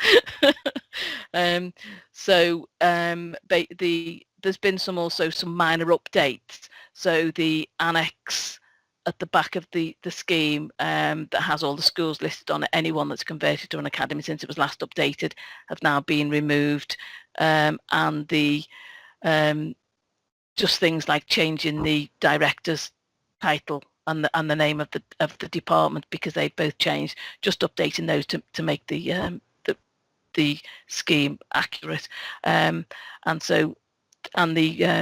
soon as we've sort of noted this, we'll get the new scheme issued within the next few days, and the forum notes the report. Thank you for that, Sue. So once we've noted this, there will be a form of words that will come out for maintained schools to put into their policies, so that we have a unified response to this. We will issue this scheme in full with the amendments listed, but I'll make sure that there's some guidance and support around the fraud area. Okay, thanks for that, Sue. Any questions? Oh, I've got there we go. Steve. Hi, just a quick one really regarding the financial stuff on financial mismanagement and fraud. What actually regulations are in place now to prevent that? Because there is an issue which we're currently dealing with regarding historic mismanagement of funds within the school, which has caused major issues, which I'm sure everyone's aware of. And we'd just like to find out what's happened what is the things in the past to actually have stopped that happening. Yeah, we shouldn't refer to ongoing cases. So Sue, is there a consistent financial reporting protocols already in place? All schools have to complete a school's financial value standard, where the governors of the school confirm that they have robust financial processes. Schools should also have access and copies of the scheme for financing schools, which also lays out a certain number of requirements that schools should be following, and also all schools should have policies and procedures in all areas of finance, of which, when internal audit them, they check that they are in place. So what we're looking at is hopefully a minimum change, because we are operating within the financial regulations already. Is that true? Yes. Okay, Steve, do you want to come back on that? No, just a thanks, Steve, for explanation. Appreciate it. Thank you. Thanks. Thank you, Sue. Any other questions for Sue on those items? Brilliant. Thank you, Sue. That report is noted. And just finally, everybody, just a quick scan through anything coming up in the work plan, Sue, for us to note.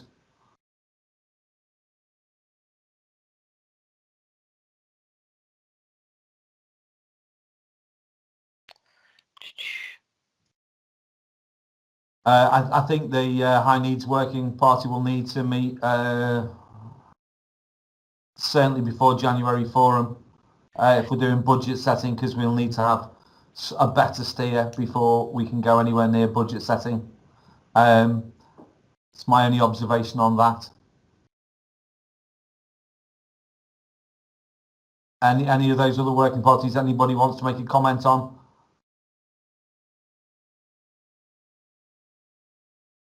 Okay, then, so we'll take that as we'll try and operate within that calendar. I've got a message. Sorry, just switch there. Oh yes, John. Sorry, John commenting in the box on the previous item. Noted that, John. Yeah, we do generally operate securely. So, any more comments on the work plan, and if people who convene those working parties or groups can just keep an eye out for those meetings. We'll get them into the diary as soon as we possibly can. I will be looking for a high needs working group. Second week in January will probably be a good one for that. So if I circulate some dates through Sue for that. Okay. Brilliant. Any other points today? No, in which case, can I just thank everybody for their attendance this evening, and thanks for the contribution to a really helpful dialogue. Hopefully we have a plan going forward on those items, and I will see you all at the next forum. Okay, thank you very much, everybody. Have a good evening. Thank you. Thank you. Bye. Thank you, Sue, for looking after us so well as well. Thank you. Thank you.